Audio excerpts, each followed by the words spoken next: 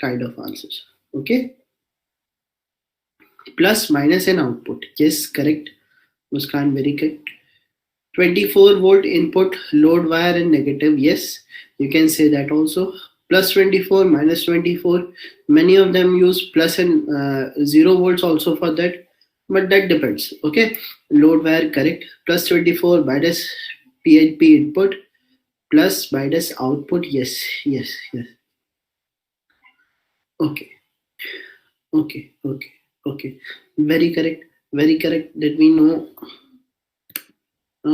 Today, I think there are only 15 students. Rest have not joined yet. Abhay, Adarsh, Ankush, Bhanu, Tej, Kalpana, Khushbu, Muskan, Nayan, Sahil. Shubham Kumar is not there, I think. Aparajita is not there. Okay, no issues. We will continue with these basic questions. Till then, let us see that whether they are attending or not.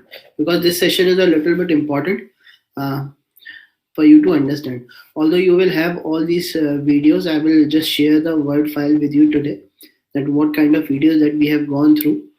You can get that information, but while seeing that videos in this particular session, you can see that how much specific you can be and how to extract the data from a video. So that video might be of 20 minutes, but what are the pinpoints that are required to be focused are very little. We can just cover these into few questions only. Okay. Okay. So Khushbu, very good. Brown is 24 volt, blue is minus 24 volt, or you can say 0 volt, and black is load. Okay, very good, very good. Then we came to the sensors, photoelectric sensors. Okay, so we have covered two type of sensors. Which were those? Two specifications of sensors, of photoelectric sensors: through beam and retroreflective. Yes, through beam and retroreflective. Through beam and retroreflective. Yes, correct, Ritik. Very correct. Now, can you tell me that photoelectric sensors, what are the advantages of photoelectric sensors? Can you tell me that? What are the advantages of photoelectric sensors? It can be used in long range. Yes, Adarsh, very correct. Others, it is dust proof. The range is high. It is used for long range. It is dust proof. Yeah, yeah, yes, yes, yes, yes. And can you tell me that is it specific, or it just gives us an information of passage? Does it give us an information that how much distance it is, or it just gives that whether the material has passed or not?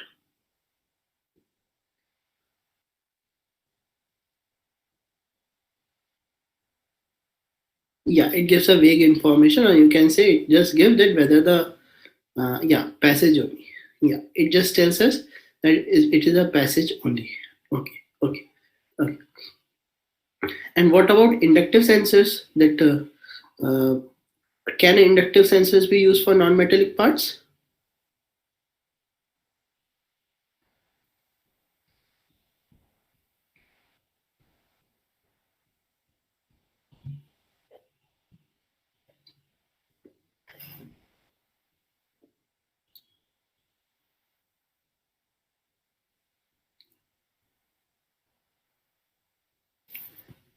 Okay, Ritik, you are saying yes. What is the reason for you to say yes for that we can use inductive sensor for non-metallic parts?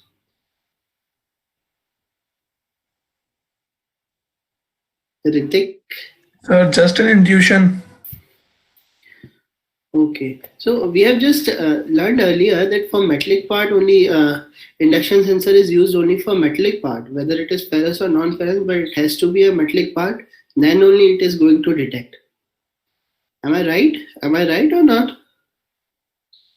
Why your intuition came is Ritik, Ankush, and Kalpana. Let me tell you, because what I had questioned in the previous session was something different. Okay, I asked that whether the capacitive sensor can be used or not.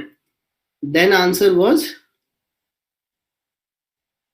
and can the capacitive sensor be used for automation instead of your inductive sensor? Yes or no? Was that my question? Okay, so your intuition came from that question. Okay, but here my question is, please listen to this question again. My question is that, can you answer this question that why can we use non-metallic parts if we have inductive sensor? The answer is no. Okay, why? Because whether the material is ferrous or non-ferrous, for metallic part, inductive sensor can only sense metallic part. Okay, because for that the magnetic field has to be interfered.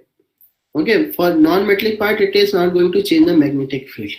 Okay, am I correct? Do you follow this class? Please confirm. Okay, inductive sensor sense only magnetic. Not magnetic, Aprajita. It is metallic. It is metallic. Okay, metallic. Okay, so it, yeah. Okay, typing mistake. Okay, Aprajita. No issues. No issues. Okay, so our analogy was that we have covered our through beam type, and we have also covered our retroreflective type. Now, can you tell me the advantage of retroreflective? Why we use retroreflective? The advantage of retroreflective, kindly. Yeah, retroreflective are alignment independent. Yes, yes. Retroreflective are alignment independent. One more question I would like to ask. Yeah, alignment is not required for emitter and receiver. Yeah, for retroreflective, uh, alignment is not required. Very correct, Bhanu. And for through beam, we have receiver on one sensor and emitter on another. Okay, whereas in retroreflective, we have receiver and emitter on a same platform, on a same sensor, and we have a retroreflective mirror which is installed just in front of a particular sensor. Okay, am I correct? Yes, you get this. Okay, so this was a brief. Now you can see that our entire sessions can be covered into very few questions, and uh, had you been able to answer these questions before this session with just theoretical concepts? No. But are you aligned to this, that yes, these are the type of questions that can be specifically asked, or you can say ask in order to have focus you or understand it, whether you know factory automation, yes or no? Okay, so now you can see that I have covered only few questions that might be asked, and they are very common questions that are asked in interviews by many industry people, just to have an understanding whether you know that what is factory automation, yes or no. And still we are going into the digital part of our sensors. Okay, now let us continue to another part, which is our what we say, diffusion type is only left, and we will cover that. Okay, so let me present my screen.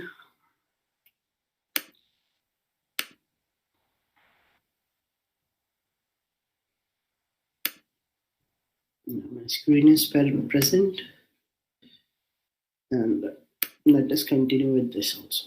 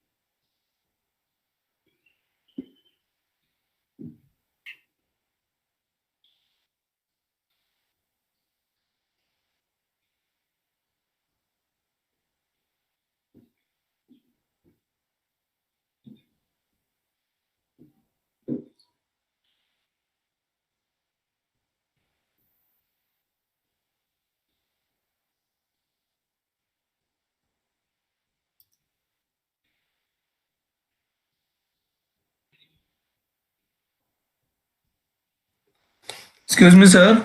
Yes. So actually, we are not able to hear. Okay, you are not able to hear it.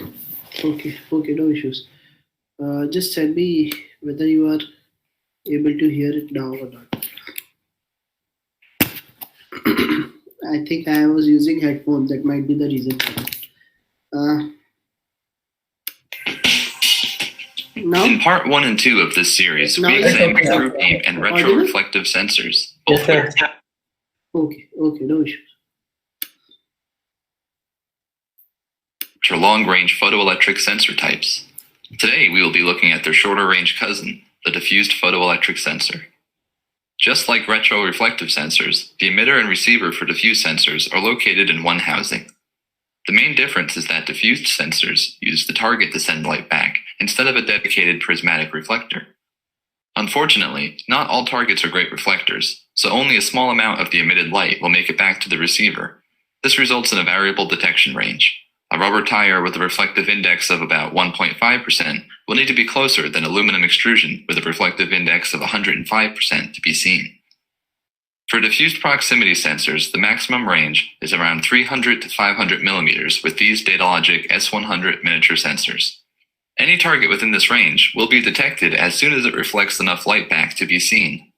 On screen are diagrams which show the detection range for the long and short range models. As shown, a gray card with a reflective index of 18% must be twice as close as a white card with a reflective index of 90% to be detected. But what if you need to detect a very small target that may not reflect enough light? Convergent beam diffuse sensors, aka fixed focus sensors, can solve that. In a fixed focus sensor, the transmitter lens and receiver lens are both focused to the same point in space. This point, plus or minus a known distance, is now our sensing window. The sensor will only be able to see targets if they pass through this fixed detection range. Objects outside of it will be ignored. Since all the energy is focused in a concentrated area, instead of being spread out over 500 millimeters, the efficiency increases, but the range decreases. The S100 fixed focus sensor can only see up to 70 millimeters. However, when we check the diagram, we see that the maximum detection range for the gray card and the white card are much closer to each other. The reflective index of the target has less impact on its ability to be detected. Fixed focused and diffused proximity sensors may have short detection ranges, but their single housing design allows them to fit into tiny spaces where reflectors and receivers can't fit. There is a third type of diffused sensor which is capable of background suppression. We will cover that in part 4 of the series. If you are interested in purchasing any of the sensors from this video, please visit the link in the description.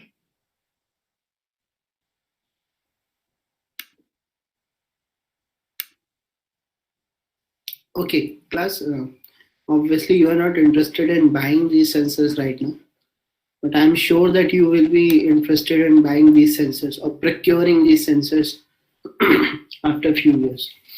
Okay. Now my question is that why diffusion sensor is required rather than we have through type, we have retroreflective. So why specifically we use this diffusion type sensor?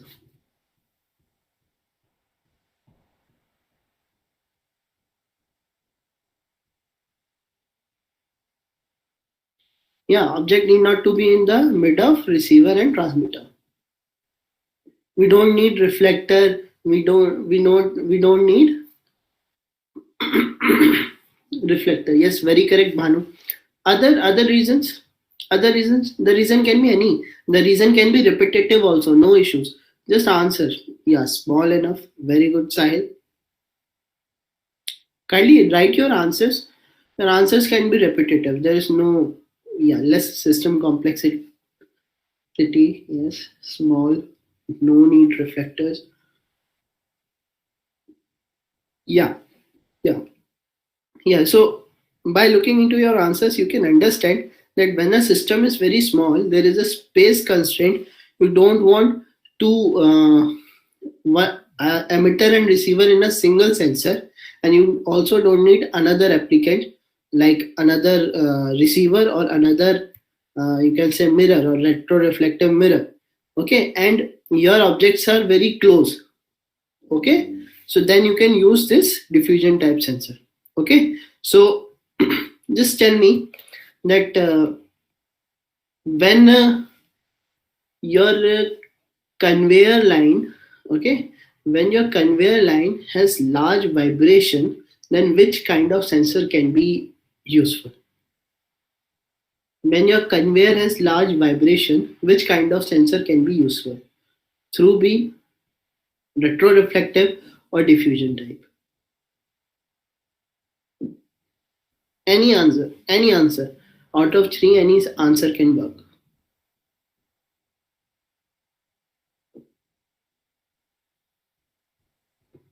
Okay, you need to procure a sensor, detecting sensor for a conveyor line, okay, which is very much near to a process machine, or you can say a drilling machine, okay, and that induce a lot of vibration on the conveyor. Then what kind of sensor would you prefer? Whether it will be and the material that is used, through drilling is only small metallic caps, okay, or you can say nut, okay, so only nut are traveling, and you are constrained to use only the beam type sensor, okay, you are not allowed to use inductive sensor. Then what kind of sensors are you going to use? uh, Kindly give your answers on the chat box, class.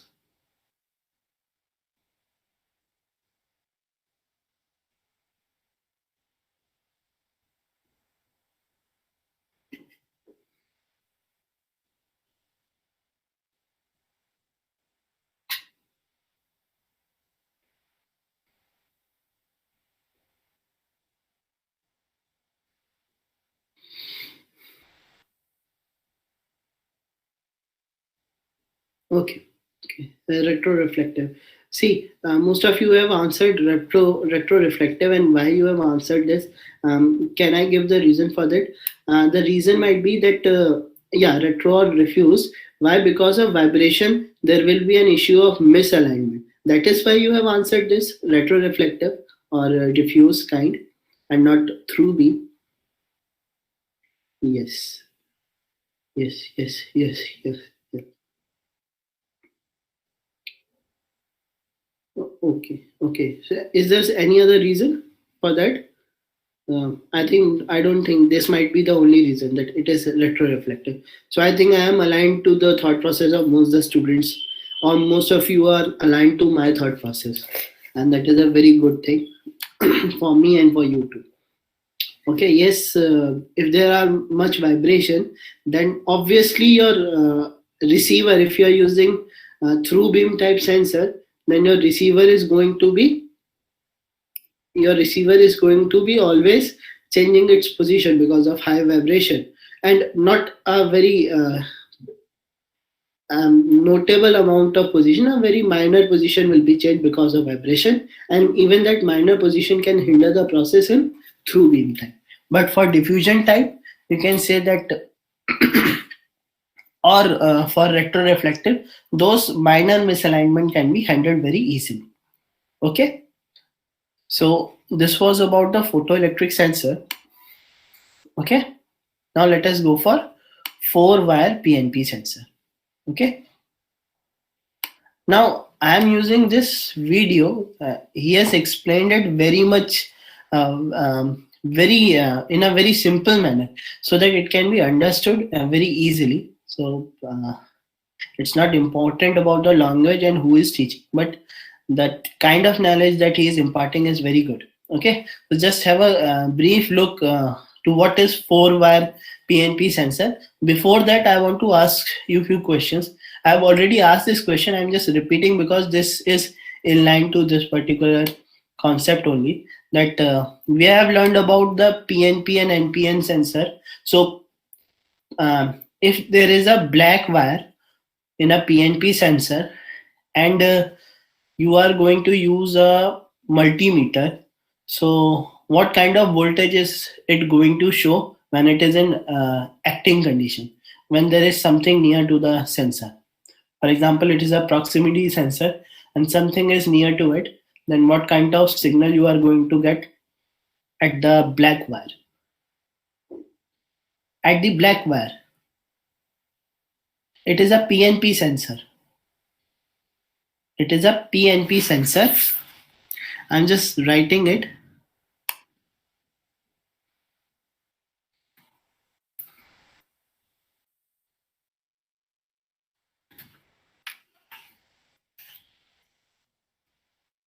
Black. Yeah, it will be positive. Positive, positive. Yes. Yes. Okay. So it is a kind of contact that provides the flow of current. Okay. That provides the flow of current when there is an object near to it. Okay. Okay. So now just let me use a simple drawing. Just use this PPT.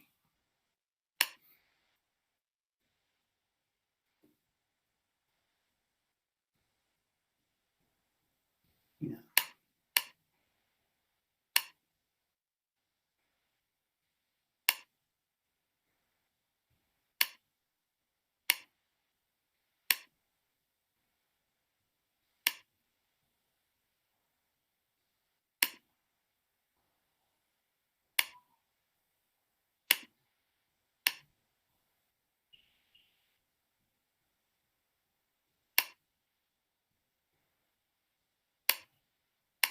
Yeah.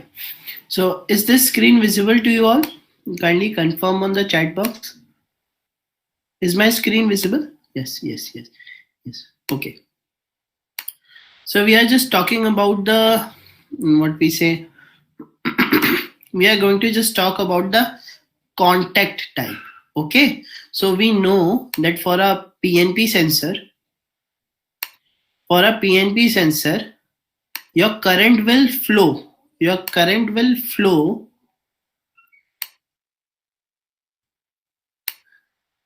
Okay. Your current is going to pass. Okay. When you have a PNP sensor, okay, from one point to another point when there is a object.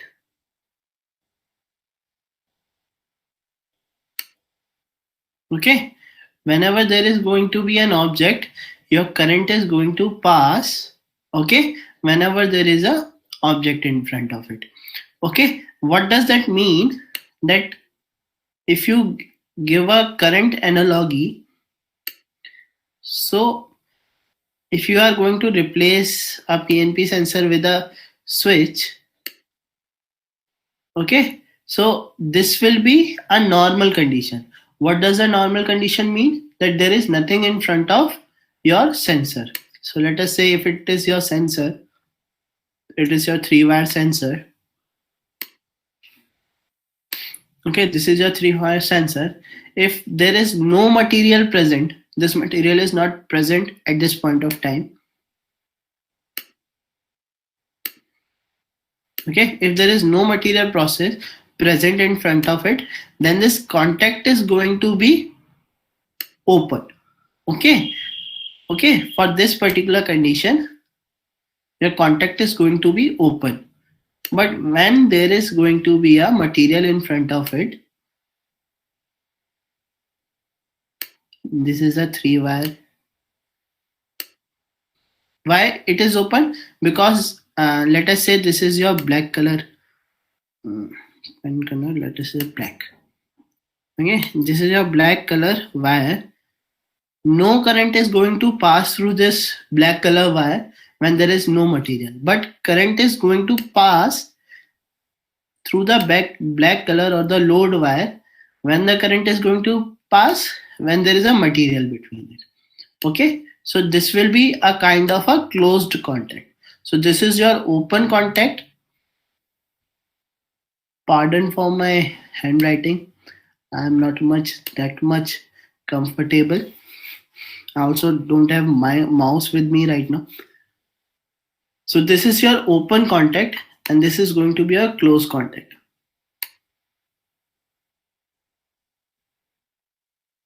So this is going to be a closed contact. So now you can see when a material is not present, it is working as a open contact. Okay. And when the material is present, it is going to work as closed. So this kind of contact This kind of contact is called as normally open contact. Normally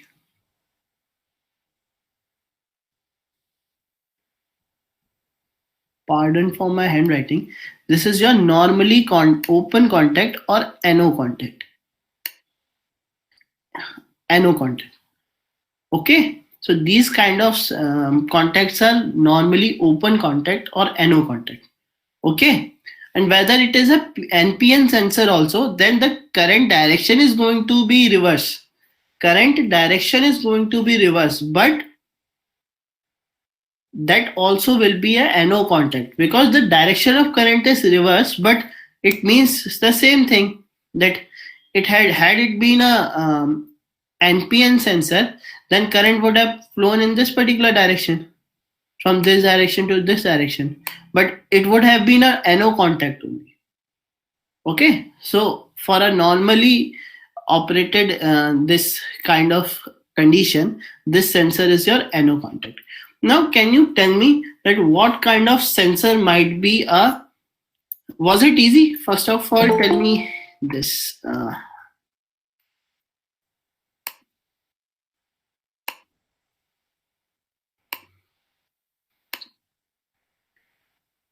Welcome back, Shubham. You are very much late today.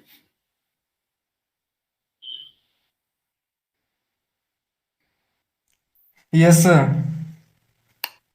Okay, okay. So just ask your friends to complete this session. That I have covered very few things, but I hope you will be aligned in the remaining section also. So yeah. So tell me that is it understood, class, till now? What is a NO type contact? Is it easy? Is it easy or not? Yes or no? NO contact. You might have gone through the NO contact. It is very easy. Yes, I understand. So what can be a through beam type of sensor? What can be a through beam type of sensor?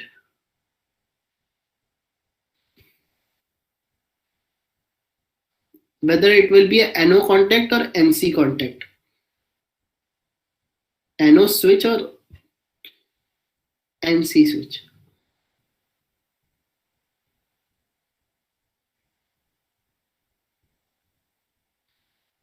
Adarsh Shukla answered NC, normally closed. Hanu answered NO, normally open. 50-50. Abhay Kumar NO.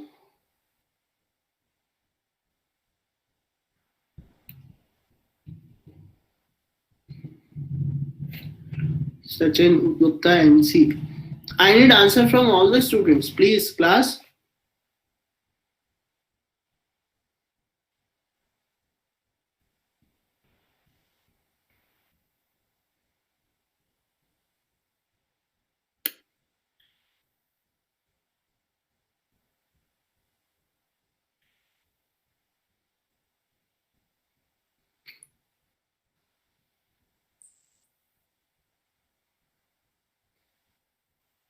See, your ladder logic is going to depend on that also. That what kind of contact is that?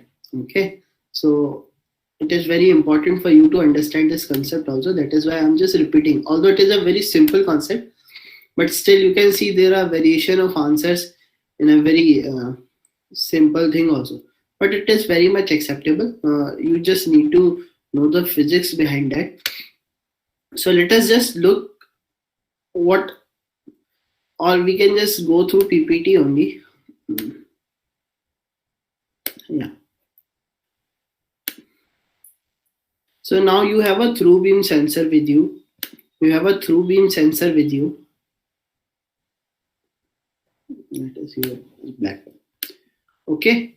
So for through beam sensor, you have a emitter. Okay. That emits a light, and you have a receiver. Okay. So say this is your emitter E, and this is your receiver R. Now we know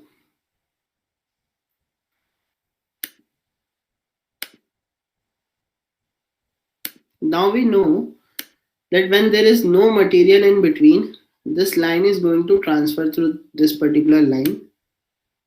And when there is light falling on this particular receiver, it is getting activated. And when it is getting activated, you know that for a PNP sensor, if it is in an activated condition, when there is light falling on it, it is activated. And when it is activated, then what is going to happen? It is going to pass current from it through its load wire. So that means your black color wire, let me use your black color wire that will be running from this particular sensor, this is going to pass current. Okay, that means that in a normal condition, current is passing through it. So this circuit is closed in normal condition. Okay, and when a material is coming or is a hindrance between the passage of this light. Okay, when there is a hindrance, let me draw it once again. I have erased all the color is white. Okay. Yeah. So when there is a hindrance,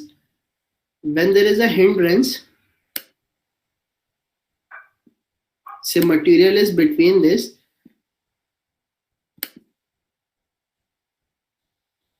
Red. Yes. When there is a hindrance and material is between the receiver and emitter, then your black color wire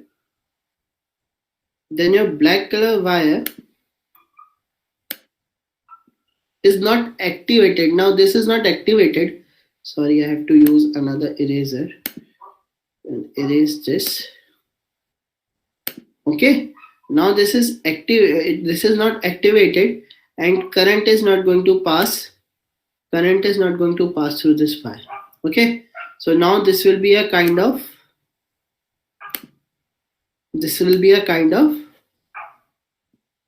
open. Okay, so when it is activated, it is in an activated condition, it is an open circuit. When it was in a normal condition, then it was in closed condition. Okay, when it was in normal condition, it was in closed condition. So what was this kind of switch? Now I need answer from everyone and I hope the answer will be correct.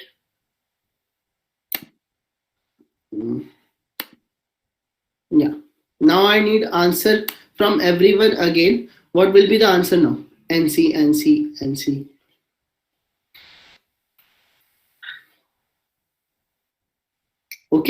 Okay, now you understood. Okay, so that depends on the contact also. Okay, so it was very necessary for you to understand NO and NC concept. Just a very little brief of that, because we are going to cover it into PLC programming also. Okay, because the logic has to be created. Okay, now if you create an NO logic, or you can say NO logic for a NO contact, then output will be different. And if you are going to create an NC logic for a NO contact, then the result is going to be different. And all the permutations for this different conditions is going to give different results. We will look that into PLC programming.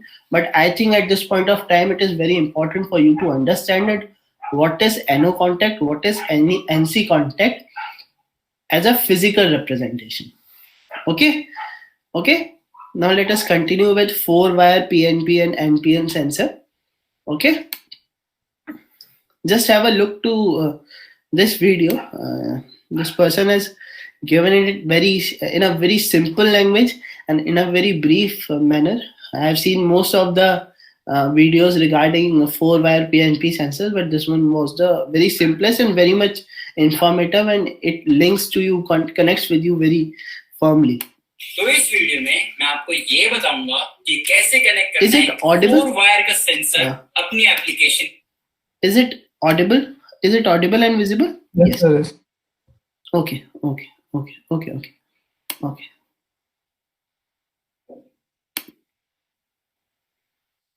के लिए मैं आपको working principle बताऊंगा कि कैसे काम करता है एक 4 वायर का सेंसर, और आपको ये भी बताऊंगा कि कैसे कनेक्ट करेंगे हम एक सेंसर, एक रिले और एक लोड को, जो एक्चुअल में यहाँ पे 4 वायर का सेंसर है।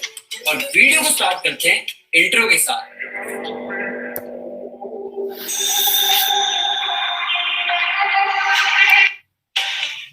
फोर वायर का सेंसर का वर्किंग समझने के लिए हमें NONC को समझना पड़ेगा।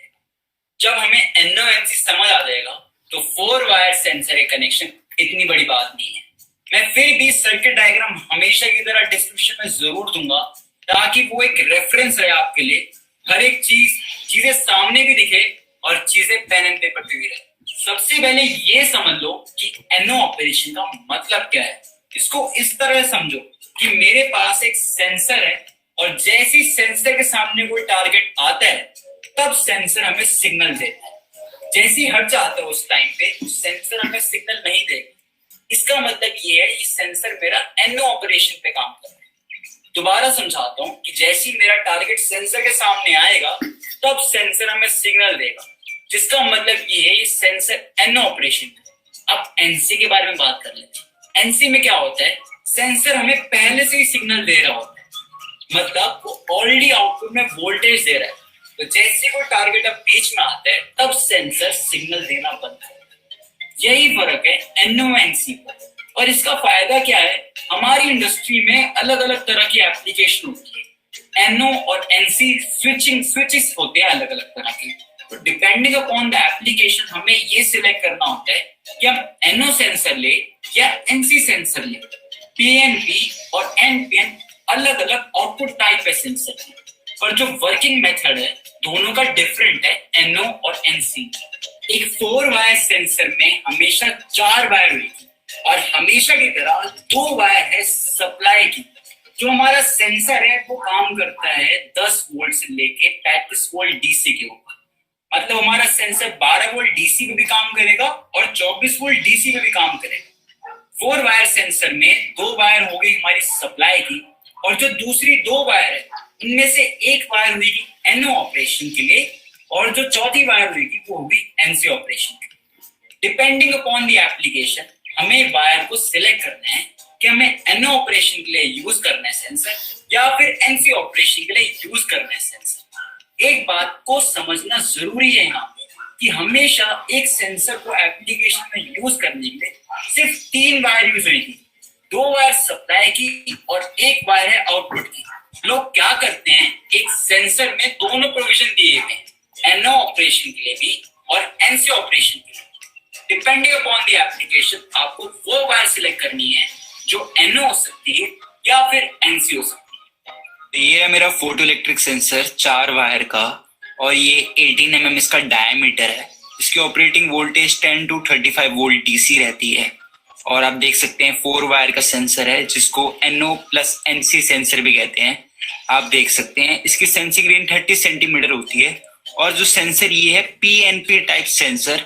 अगर किसी को जानना हो PNP टाइप क्या होता है तो मैं एक वीडियो उसकी लिंक डिस्क्रिप्शन में भी दे दूंगा। अब बात कर लेते हैं इसके कनेक्शन की। कनेक्शन इसके कुछ इस तरह से हैं। जो ब्लू वायर है वो है नेगेटिव सप्लाई की सेंसर, और जो ब्राउन वायर है वो है पॉजिटिव। जो व्हाइट वायर है वो है इसका NC पॉइंट, और जो ब्लैक वायर है वो है इसका NO पॉइंट। मैंने बताया था 2 वायर इसकी सप्लाई की है और 2 इसमें एक NO और एक NC है। ये है हमारी SMPS पावर सप्लाई, जो 220 वोल्ट AC को 24 वोल्ट DC में कन्वर्ट कर रही है। ये 24 वोल्ट DC की 4.5 एम्पियर की SMPS है। इसमें लाइव न्यूट्रल कनेक्टेड है, और देख सकते हो यहाँ पे -V के लिए पोर्ट्स दिए हुए हैं और +V के लिए भी कनेक्शन के लिए पोर्ट दिए हुए हैं। यहाँ पे हमें 24 वोल्ट DC मिलेगी। इसके थ्रू हम अपने सेंसर और रिले को कनेक्ट करेंगे। अब सेंसर और SMPS को कनेक्ट कर लेते हैं। हम सेंसर की जो ब्राउन वायर है वो V+ से कनेक्ट करेंगे, और जो ब्लू वायर है उसको नेगेटिव सप्लाई से कनेक्ट करेंगे। आप देख सकते हैं, और आपको बस मेरी को फॉलो करना है जब आप इसको कनेक्ट कर रहे होंगे सप्लाई के साथ। मैंने ब्राउन और ब्लू कनेक्ट कर दिए, और जो लाइव न्यूट्रल है वहां पे 220 वोल्ट AC को कनेक्ट किया हुआ है। वहां पे मैंने जो रिले मैं यूज करूंगा इसमें वो ओमरॉन की MY2NGS है। जो एक 24 वोल्ट डीसी की 8 पिन की रिले है। ये एक प्लग इन टाइप रिले होती है जिसको आप प्लग इन प्लग आउट कर सकते हो। जस्ट इन केस अगर रिले खराब हो आप सिंपली उसको रिप्लेस कर सकते हो दूसरी रिले के साथ।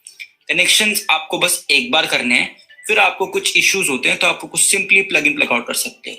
इसमें 13-14 कनेक्शन के हैं। इसमें 13 रिले का नेगेटिव है और 14 रिले का पॉजिटिव है।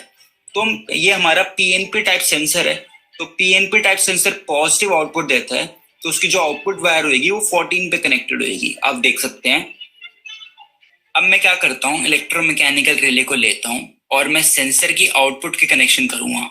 मैं क्या करता हूँ, सेंसर के सिर्फ एक वायर को यूज करता हूँ जो व्हाइट वायर है एनसी के लिए, और इस व्हाइट वायर एनसी को मैं डायरेक्टली इलेक्ट्रोमैकेनिकल रिले की पॉजिटिव के साथ कनेक्ट कर देता हूँ जो 14 नंबर होती है। तो मैंने 14 नंबर पे कनेक्ट कर लिए और अब मैं क्या करता हूँ, एक वायर लेता हूँ उसको 13 नंबर के साथ कनेक्ट करता हूँ जो रिले की नेगेटिव थी, और रिले की नेगेटिव से मैं डायरेक्टली इस वायर से एसएमपीएस की नेगेटिव सप्लाई के साथ कनेक्ट कर देता हूँ। आप देख सकते हैं इससे क्या होता है, मेरे रिले के कनेक्शन कंप्लीट हो जाते हैं और रिले को जो पॉजिटिव सप्लाई सेंसर के थ्रू मिलता है और जो नेगेटिव होता है वो एसएमपीएस के थ्रू डायरेक्टली मिल जाता है। मैं जैसे ही सप्लाई ऑन करता हूँ मेरे को मेरे सेंसर और रिले को सप्लाई मिल जाती है। आप देख सकते हैं मेरी रिले पहले से ही ऑलरेडी ऑन स्टेट पे थी। जैसे ही सेंसर के सामने टारगेट आता है वो रिले ऑफ स्टेट में जाती है। आप इंडिकेशन लाइट को देखोगे तो जैसे ही टारगेट आता है तब इंडिकेशन लाइट ऑफ होती है। मैंने लाइट थोड़ी सी डिम की जिससे आपको विजिबिलिटी देखने में आसानी हो कि रिले मेरी पहले से ही ऑन थी और जब टारगेट आ रहा है तो मेरी रिले ऑफ स्टेट पे जा रही है। तो ये एनसी के कनेक्शन थे। एनओ कनेक्शन के लिए मैं क्या करता हूँ, जो सेंसर की ब्लैक वायर है उसको 14 नंबर रिले के साथ कनेक्ट कर देता हूँ और दूसरी जो वायर होती है व्हाइट वायर उसको हटा देता हूँ सिर्फ कनेक्शन के लिए। तो आप देख सकते हैं कनेक्शन वही सेम थे, बस ब्लैक वायर को मैंने लगा दिया 14 की जगह। अब आप देख सकते हैं जैसे सेंसर के सामने टारगेट आता है तभी मेरी रिले ऑपरेट होगी। देख सकते हैं ऑपरेशन के साथ। अब लोड को कनेक्ट करते हैं, अपने लोड सेंसर और रिले को। अब कनेक्शन करने के लिए लोड में दो वायर होती है। एक वायर जो लोड की होती है मैं उसको कनेक्ट कर देता हूँ 9 नंबर के साथ। आप देख सकते हैं मैंने यहाँ पे 9 नंबर के साथ कनेक्ट कर दिया है। और जो क्या करता हूँ, जो दूसरी वायर होती है लोड की उसको डायरेक्टली न्यूट्रल सप्लाई के साथ कनेक्ट कर देता हूँ और 5 नंबर पे मैं लाइव वायर को कनेक्ट कर देता हूँ। अब आप देख सकते हैं कनेक्शन आपके सामने पूरी तरह से क्लियर है। आप देख सकते हैं लोड के कनेक्शन भी कंप्लीट हो गए और रिले के भी। तो जैसे कोई टारगेट आता है तो मेरा लोड तब ऑपरेट होता है। ये अभी एनओ कनेक्शन पे सेट था क्योंकि अभी सेंसर की ब्लैक वायर लगी हुई थी। अब मैं जैसे ही व्हाइट वायर को कनेक्ट करता हूँ ये हमारा एनसी कनेक्शन हो गया।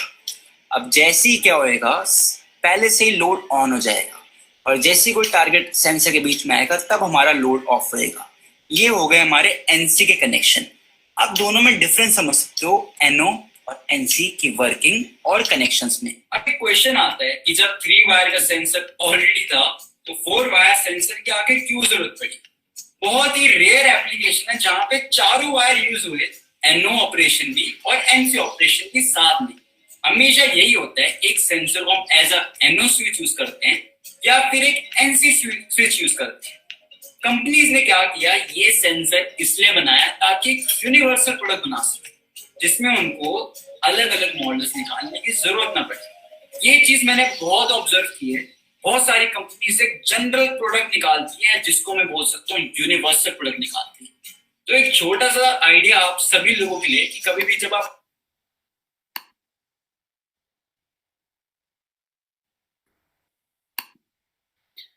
So, have you gone through the video class? Why I have chosen this video was that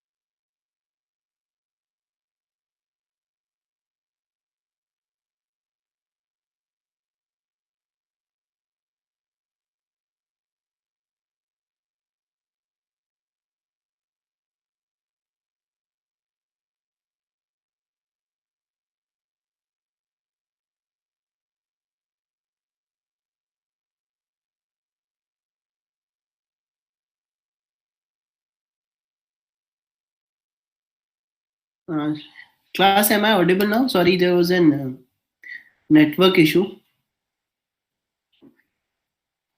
There was a network issue. There was a power cut here. Yeah, there was a power cut. Therefore there was a network issue. Okay, so so the main reason that I have chosen this video was about the last question, that why we have used the 4 wire sensor rather than a dedicated 3 wire sensor. So see, you have multiple operation in a particular industry, and as a manager you need to manage a lot of things. Okay, so you will not take a risk of specifically, or you will not go into the micromanagement of a particular thing, that how many NCs are required for a particular system and how many NOs are required.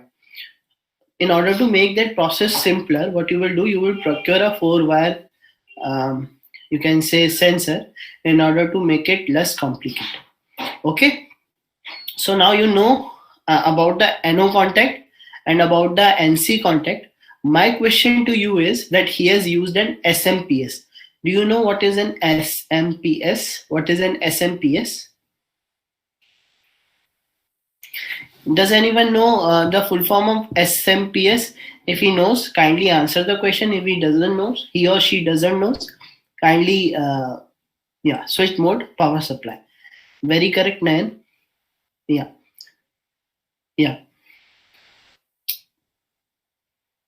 So how is switch mode power supply? Yes. How is SMPS different from power supply? There are 2 types of apparatus that are normally used to convert AC into DC, which is either SMPS or a power supply. How is SMPS different from a particular power supply?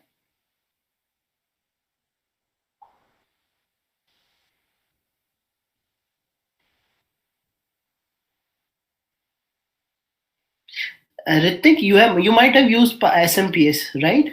For I think for Arduino based system also, SMPS is somewhere used when there is need of conversion.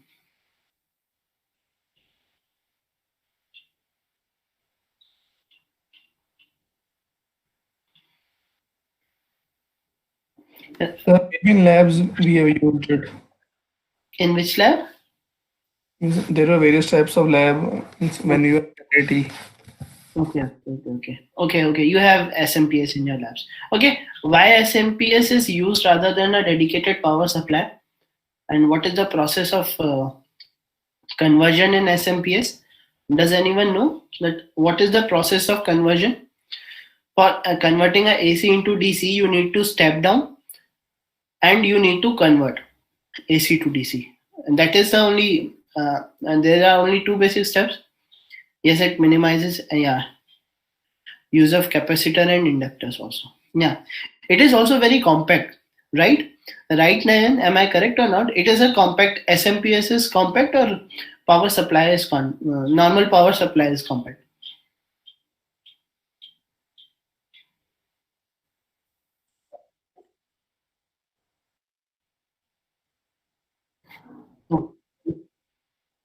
Oh, no issue, no issues.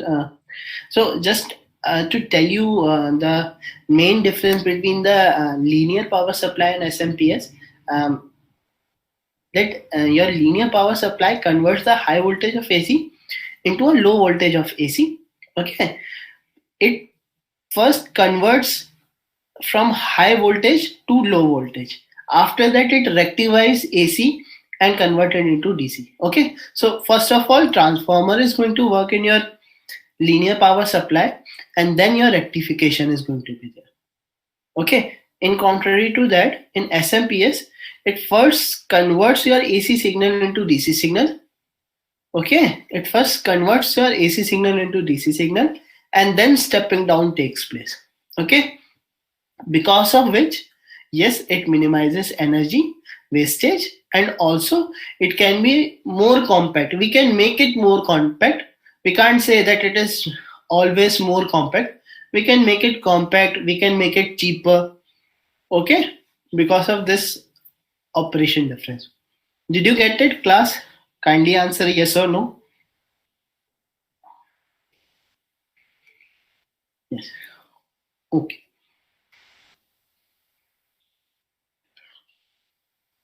Okay. Now we have looked into all the digital input sensors. Okay, so in this particular system, it was just providing you a digital input. Okay, so it was just providing you that whether it is a single, what we say, yes or no type of solution, whether it was a situation 1 or 0. Okay, another type of sensor is your analog sensors. Okay, so now let us move on to analog sensors also. So I have this particular video for you. Just have a look to this particular video, and then we will have a questionnaire. Kindly focus on this video class because it is a conversion of. Okay, just a minute.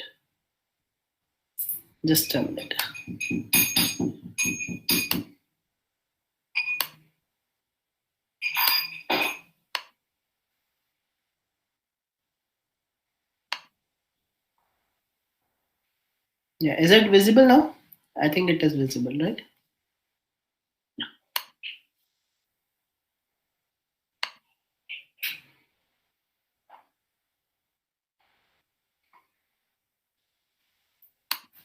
In class it is, let me just repeat that please follow the flow of watching these videos. I will give you a word sheet maybe today or after this session, okay, where I will just assign a number to each and every video link, and you just follow with that process only, because there are n number of videos available in online. You can learn from yourself, but the path of understanding should be a very definite defined type. And once you are going through this session, you are looking into this, you are going to get deeper and deeper knowledge, and you can understand what others are saying. My main motive is to make you understand this particular video so that you can understand it on yourself. Why? Because it is a true industry grade, what you can say, seminar kind of thing, or a very true industry grade, you can say, teaching schedule, that how industry people teach others. And if you don't know about the basic things, how you can cover these things and how you can understand these kind of seminar. Okay, so my main motive is not to make you very much cognizant about the basic things, but also your learning aspect should improve. You should be more comfortable while attending these kind of you can say training sessions, or you can say conferences.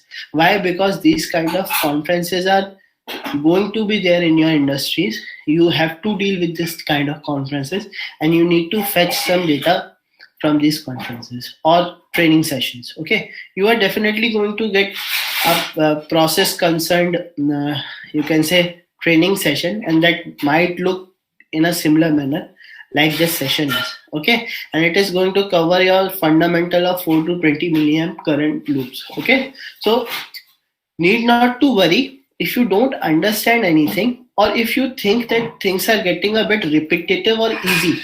Don't worry about it. I am just making it simpler and simpler, just because so that it can be fed into your minds. Okay, there should not be an iota of doubt in your mind, and things should be very much clear. That is why I am just showing you through this video, and I am a bit repetitive. I completely understand, but I have to be that much repetitive. Why? Because it is important for you to get these things fed into your mind. Then only you are going to get the things easily. Okay, so not wasting much of our time, let us just look to this video.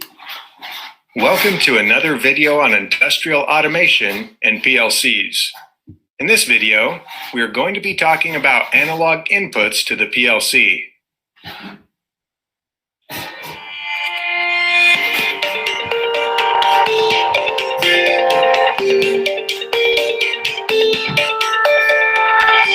Before we get into today's video, if you love our videos, analog values are this way, you never miss another one. What do we mean by analog input? Analog values are continuous values, such as temperatures and pressures. While we tend to think of them in digital terms, at some point we have to convert them from the continuous world into our digital world, and this is where analog inputs come in. Voltage signals in the range of plus or minus 20 volts or so, and current signals in milliamps are commonly used as both analog inputs to PLCs. Every PLC manufacturer has I/O modules to deal with these kinds of signals, along with other, more specialized modules. The simplest of these types is the voltage input, so we'll tackle it first.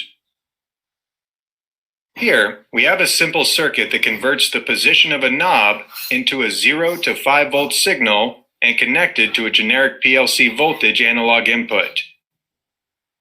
When the knob is on 0, the input to the PLC will be 0 volts, and at the other end of the knob's rotation, the PLC will see 5 volts. What the PLC sees as the result of the conversion of the voltage to a number depends on the PLC and its configuration. For instance, some of the older Allen Bradley PLC models would return an integer ranging from 0 to 8191 for an input of 0 to 5 volts.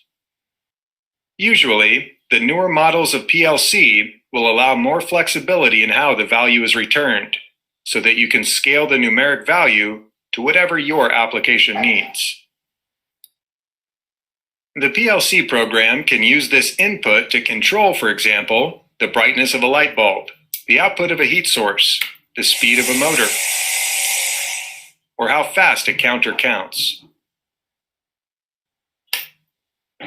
While the voltage input is capable of almost everything we need in general applications, because of electrical noise interference from other devices, current mode signal transmission is a better choice for signals that need to travel over any real distance. For this reason, many applications use current inputs. From the PLC end, a current mode interface is generally a voltage mode interface with an added high precision resistor. While the resistor is often inside the PLC module and switched in by a jumper or connection position, it is effectively the same. This is an example of a device-powered current source. The field device is getting its power from another source. The current signal is sourced from the positive terminal on the measuring device, traveling to the positive terminal of the PLC.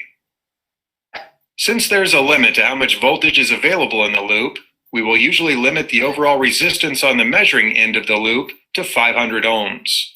Often this is called out as part of the field device installation instructions. Another common type of analog device uses the 4 to 20 milliamp signal as its power source, reducing the required complexity on the field end. Here's an example of a loop-powered arrangement. The main addition to the circuit is the separate power supply on the PLC end. Note that the positive and negative measuring device connections are different from the previous example. The current comes from the power supply in the positive terminal of the loop-powered device, and out the negative terminal and into the positive PLC terminal. What we have covered so far have been generalized inputs, used where the field signal is set up as a conditioned input for the PLC. The next types of inputs we will cover are specific to two different types of common temperature measurement devices that are common enough to be worth building specific modules for. There are thermocouples and resistance temperature detectors, or RTDs. The older type of temperature device is a thermocouple. This type of device generates a small signal in the millivolt range, depending on the temperature at the junction, the point where two different metals touch to create the voltage. A thermocouple measurement module is designed to process these tiny signals into temperature readings, and they have several somewhat picky features. The wires used to connect the thermocouple to the module must be made specifically for that type of thermocouple. The wrong kind of wire will make the signal useless. Because the signals are at such a low voltage, the wires need to be well shielded and carefully routed away from higher voltage wiring. Finally, these sensors need cold junction compensation, a feature which is built into most thermocouple modules, but some require external devices for this purpose.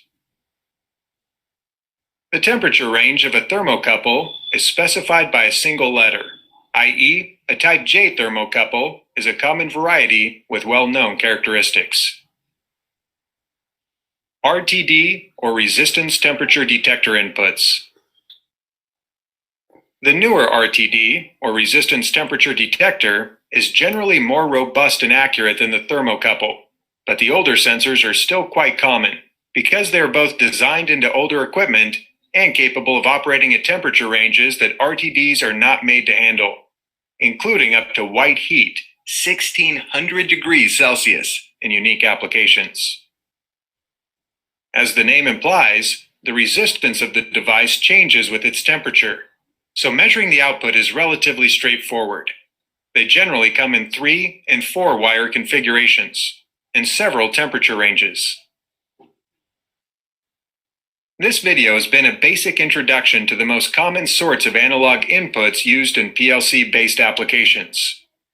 Each of the types covered here has its quirks, and the ways the PLC inputs are built differ between manufacturers and PLC models, so we have just covered general principles.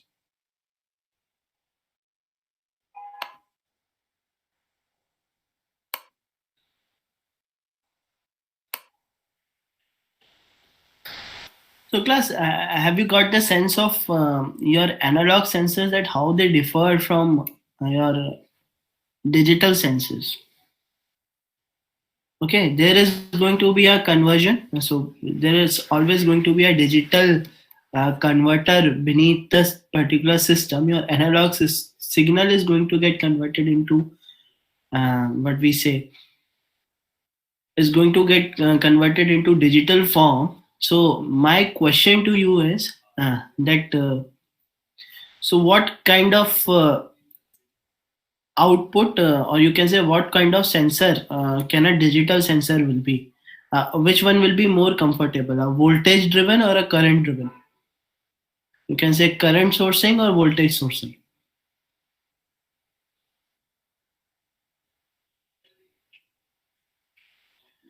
Answer can be wrong, answer can be right, answer can be both of them.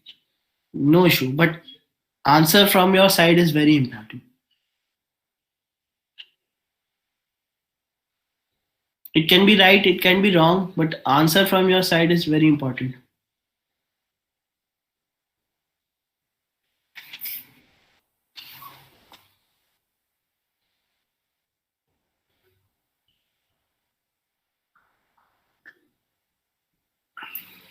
Let me repeat my question. For not for analog sensor, I am asking about for digital sensor. Which kind of sensor is going to work, or which kind of sensor is preferable? It might be that both kind of sensors are going to work.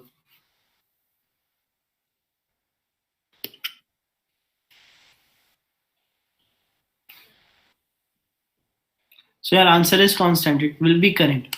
So let me tell you that for digital output, you need only two conditions, whether it is 1 or whether it is 0. Am I correct or not? Okay. But for an analog output, is it very important? It is very important that you have to convert a particular signal into a digital form. Now, please understand this, that you have to convert a signal which is a combination of, you can say, which is a signal in a sinusoidal form or any other form. You have to convert that into a digital signal. Okay, so noise is going to be a big factor in digital sensors or analog sensors. Noise is going to be a big factor in digital sensors or analog sensors. Bigger, not big. Yeah.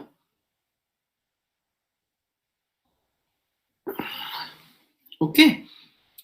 Now, for analog sensor, noise is a bigger concern. Yes.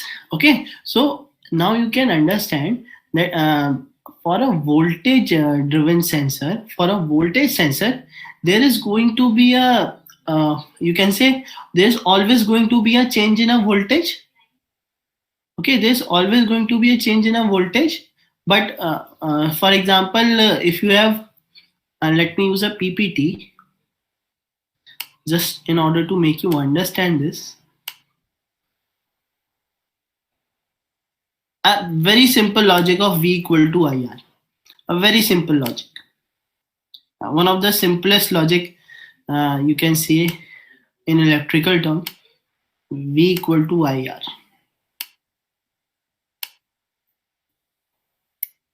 Okay.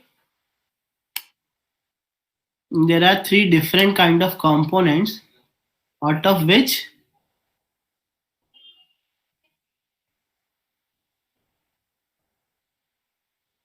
this is your output. Okay, this is your output. You are getting this particular output. Okay, so when all the things are varying, you can see this output can vary on the characteristic of this component and this component. Your output can vary if it is voltage. If it is voltage, okay, if it is voltage, this output is voltage driven, then this particular output can be affected by the characteristic of component 1 and component 2. Okay, but if the output is current driven,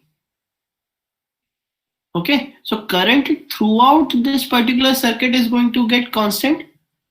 Okay, and this current is going to be constant, although it can vary the overall current, but for the overall circuit, the comparative, because we use comparison in a particular output, the comparative output is going to be same.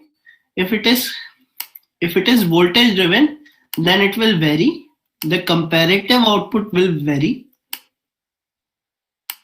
Okay, so the comparative voltage will vary. Okay, but if it is current driven, okay, then your output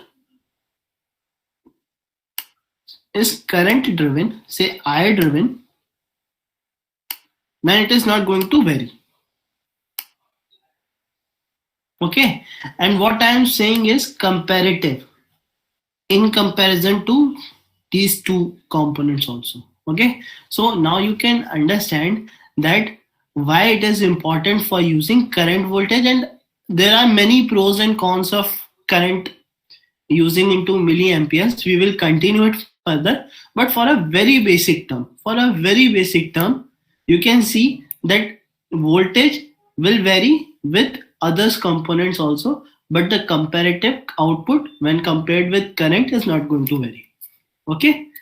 Okay, this is a very basic concept, or you can say a very basic term, that why we are going to use it. Is a very physical kind of phenomena, and you are going to learn more and more. Don't just get confused only by this concept.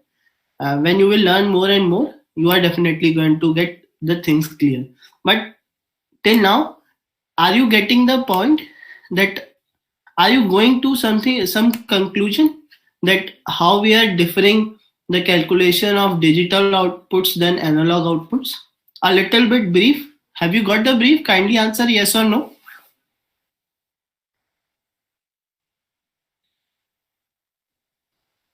Okay.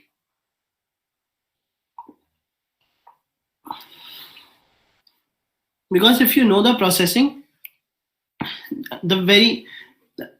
because you are going to get dedicated training sessions for your dedicated technologies everywhere you are going. There are n number of technologies and n number of, yeah, Ritik, I will definitely repeat it. See, you can see this particular diagram only. Okay, now you can see that if you are comparing this R1, R3, there are voltage V1, V3, V2. Okay, so V2 will be in relation with V1 and V3 also. And now you can see if there is a change in V1 condition or V3 condition, so this relative outcome of V2 is going to change. Okay, but the current throughout is going to be constant in a particular loop. So whether the conditions are differing or not, for a single loop, the relative calculation is going to be same for the current, or is it going to vary?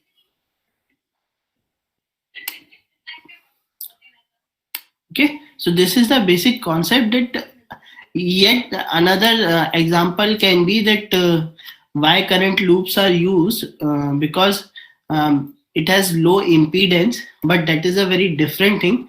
But for a very specific reason, that why current loops are used for analog signals, and also according to the application for long distance, etc. A very general perspective is this, that this is not going to get vary. Now you might be confused with the connections. So there is a sensor, there is a transmitter, and then there is an output which reads the output. We are going to get into those concepts, and then the situation is going to be clear and clear.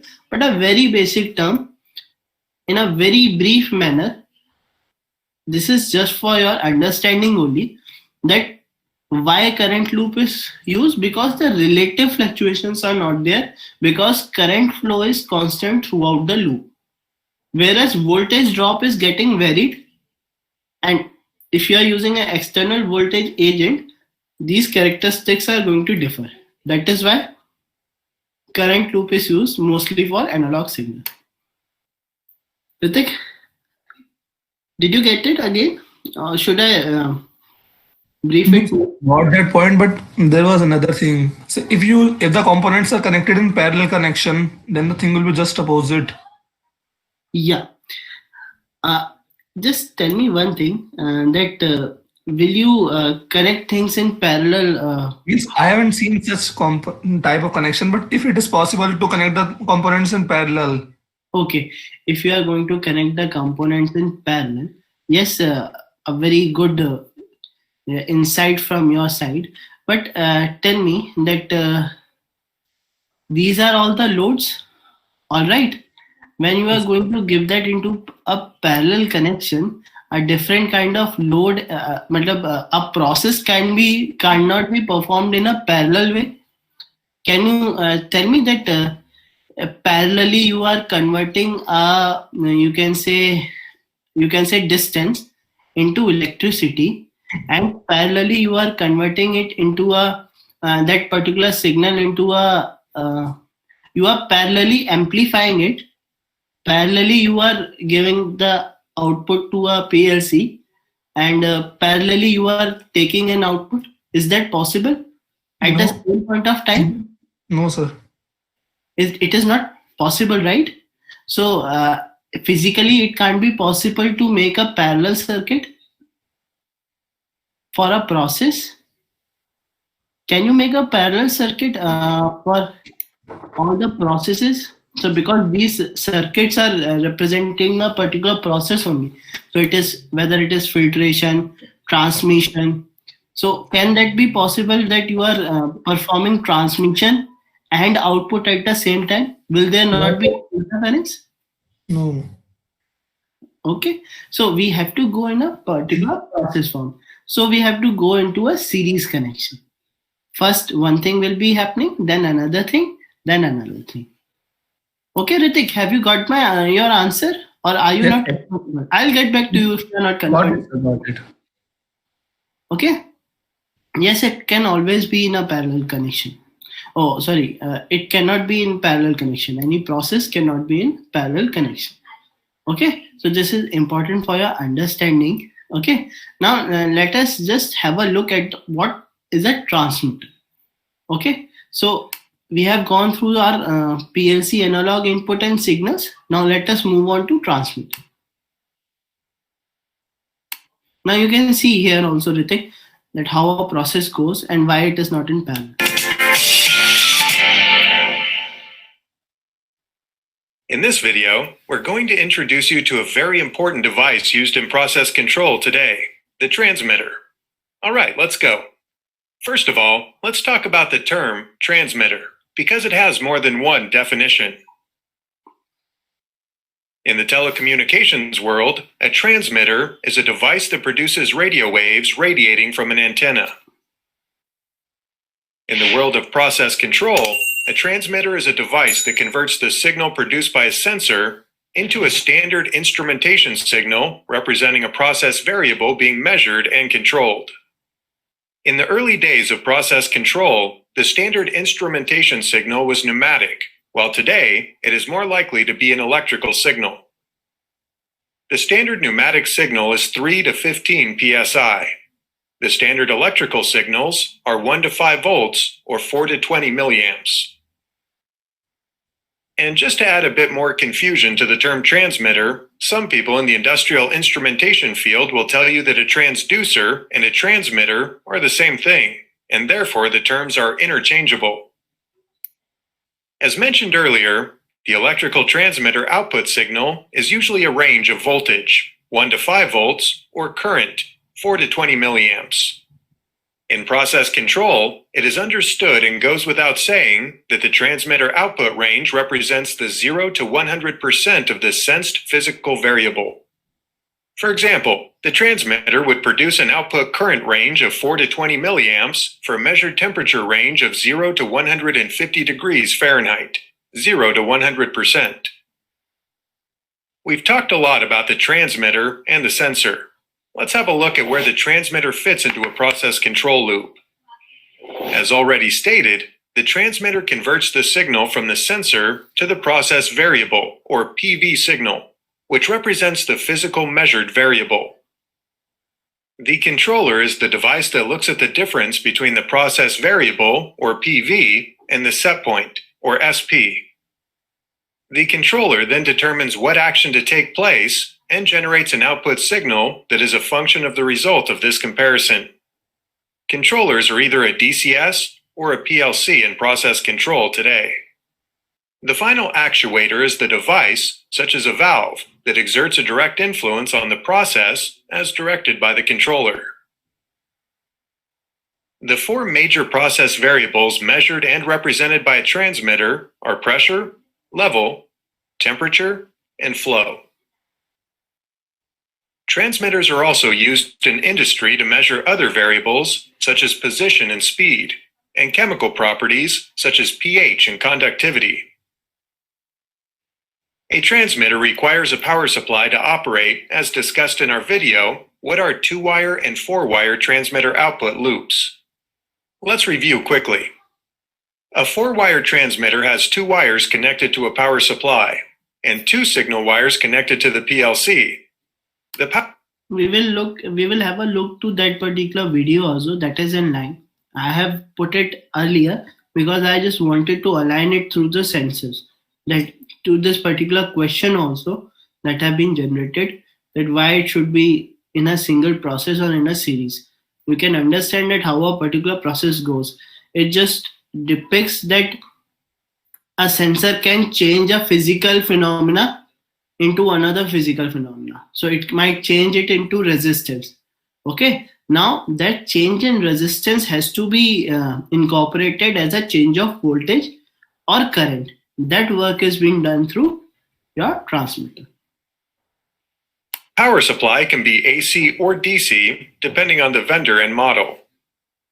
A 2-wire transmitter has only 2 wires. These 2 wires provide power for the transmitter and are also the signal lines. New technologies have spawned the development of smart transmitters. Smart transmitters not only produce the 4 to 20 milliamps process variable signal, but also transmit and receive digital information such as instrument tag names, calibration data, and sensor diagnostics. Protocols such as HART are commonly used on smart transmitters. If you want to learn more, you might want to review 2 of our other videos: what are 2-wire and 4-wire transmitter output loops, and DP level measurement explained. You can find the links to these videos in the description. Okay, let's review. In the telecommunications world, A transmitter is a device that produces radio waves radiating from an antenna. A transmitter in process control is a device that converts the signal produced by a sensor into a standard instrumentation signal representing a process variable being measured and controlled. The transmitter standard pneumatic signal is 3 to 15 psi. In instrumentation, the terms transducer and transmitter are quite often used to name the same device. The four major variables measured and represented by a transmitter are pressure, level, temperature, and flow. Instrumentation transmitters can be connected in a 4-wire or 2-wire configuration. Newcomers to RealPARS have free access to one of our online courses. Now let us just go quickly to what are 2 wires and 4 wires, okay? And then we will have a questionnaire.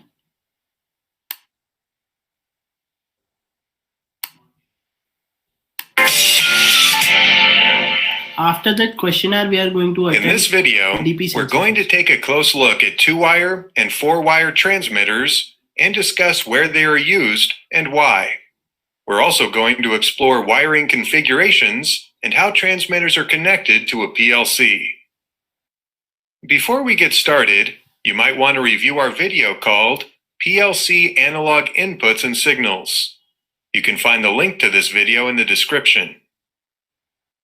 Okay, let's get started.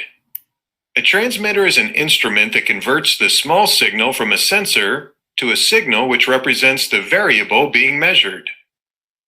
Transmitters come in all different shapes and sizes and connect with several types of sensors.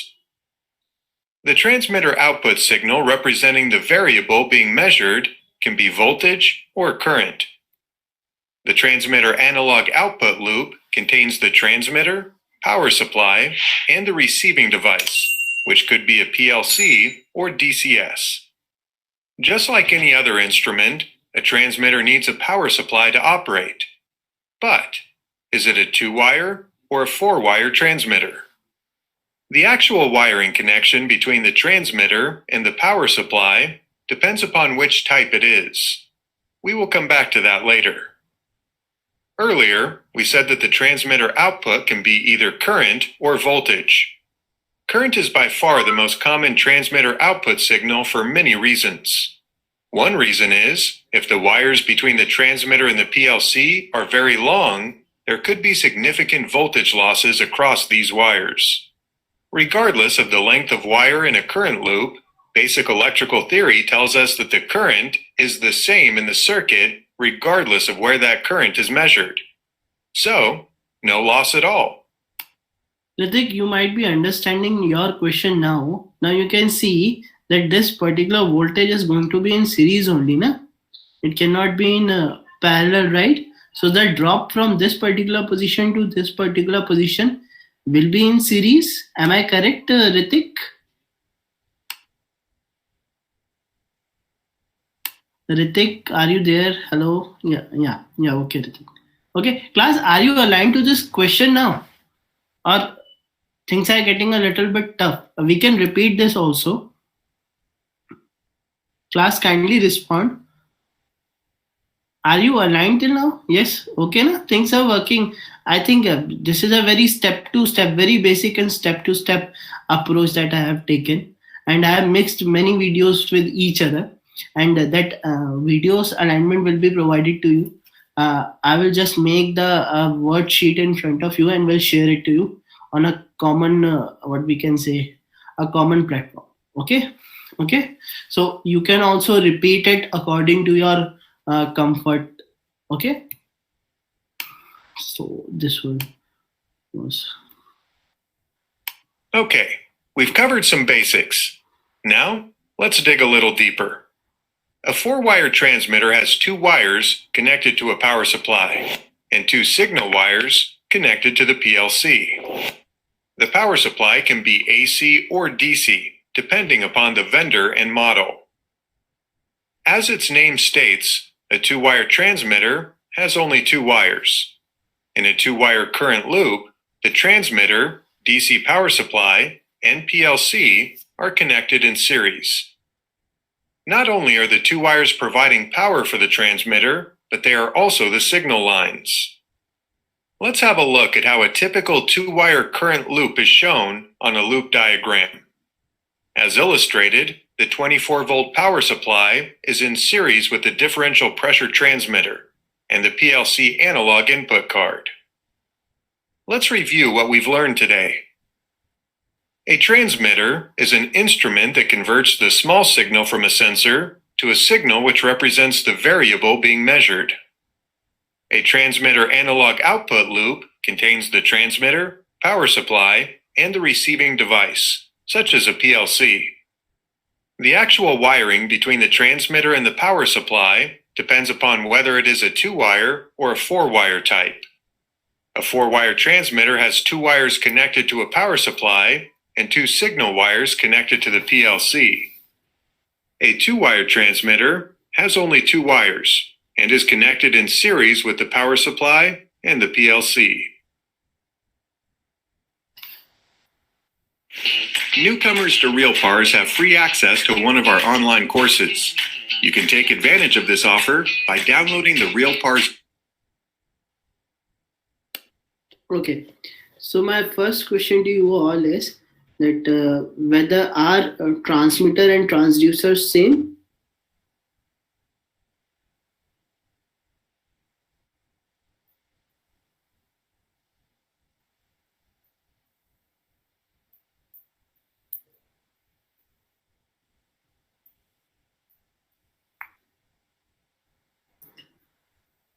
Okay, when you go in industry, process engineer, or you can say process and instrumentation engineer, generally name it a same thing. The transmitter is a transducer. But the thing that you should know is that a transducer is converting one physical form or one physical signal into another physical system.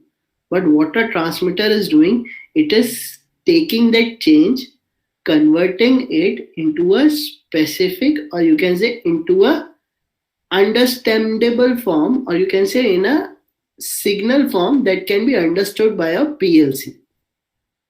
Okay, so whether it is going to convert it into voltage or it can convert it into a, what you say, current. Okay, but that conversion is done by a transmitter. And the combination, you can say the combination of sensor along with this conversion instrument can be called as a transmitter, or the only the instrument that is converting that change into a particular voltage or current is called a transmitter. Again, I am repeating my question. Are the transmitter and transducer same? Are they same?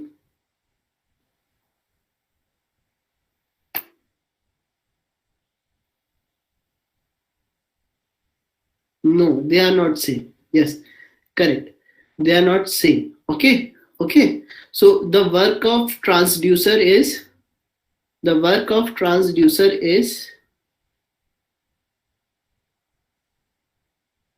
now you know the work of sensor or transducer is not to give a particular output to PLC. It will just energy conversion. Yes, correct. It is just converting energy from one form to another.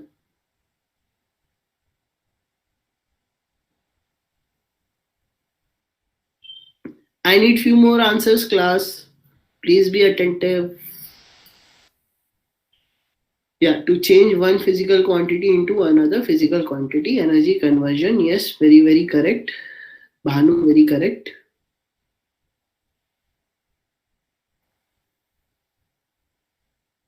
Very correct. Okay.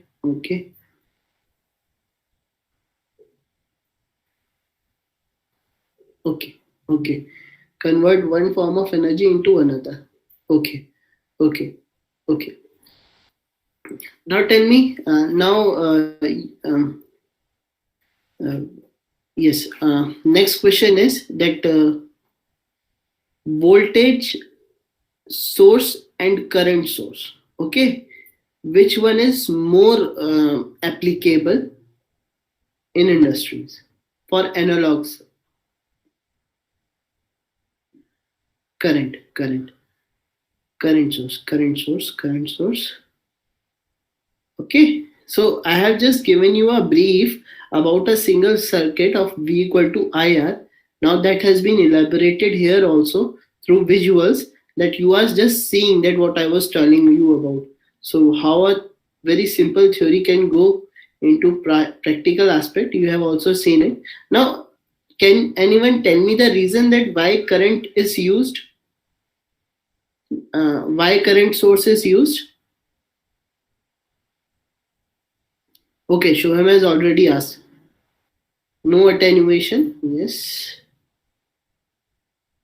No energy loss, yes.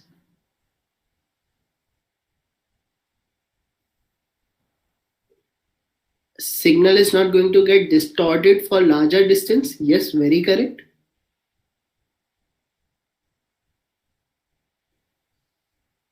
Comparative output is constant, very good. You can say in comparison to others, as it is comparative only, right? We have seen that for larger distance it drops.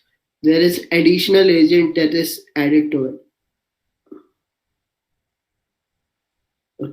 Okay. Shubham, do you need more answers? Yes or no? Or have you understood?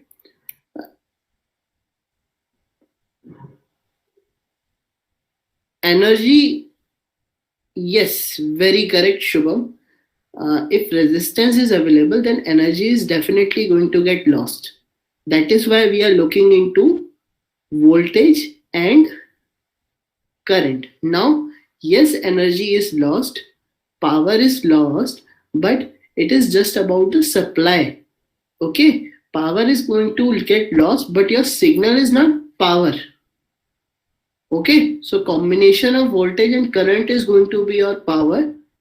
Okay, but your signal, although it is transmitting power, but extraction of signal is not going to be in accordance to your extraction of power. Just I am going to give you a mechanical analogy to it. Just have a look into it. You know you have gears in your cars. Okay, you know you have a gear. Okay, so for a constant torque or power, you can say you have throttle to a constant position. If you want to change the speed of a particular car, you will change the gears. Okay, now what will happen? Your torque and speed is going to get varied, but power is the same. Okay, but now you can vary it accordingly, that you can change the power and the torque in order to have same RPM. In the same analogy, you can say that in order to have a same current, we can have a constant voltage output, or not even constant, we can have a constant or kind of varying power output, so that our current for the loop is always going to be same. And when there is a closed loop, the current is always going to be a same. Okay, because for a particular applied voltage, the current is going to be changing because of load, but in comparison to all other loads, the comparative output is going to be similar. That is why we are saying that the energy will be lost, although energy will be lost, but our current in a particular loop is going to be same, because we are also going to vary the power according to it. Understood, Shubham? Is there any other doubt, Shubham? Okay, just to be analogous to it. Okay, just be analogous to it. If you have any other doubt, please tell me at this point of time, because I completely understand that this might be a little bit confusing. Okay, but once you understood it, things are really going to be very much easy for you for your entire life.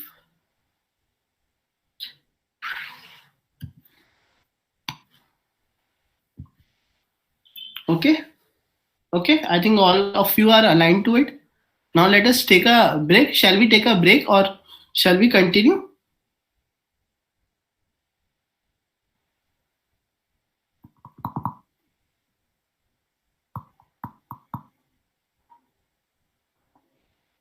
Yes, okay.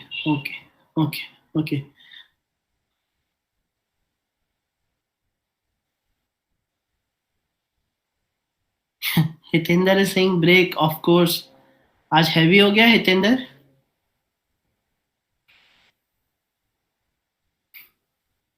चलो, we will take a break and we'll meet at 4.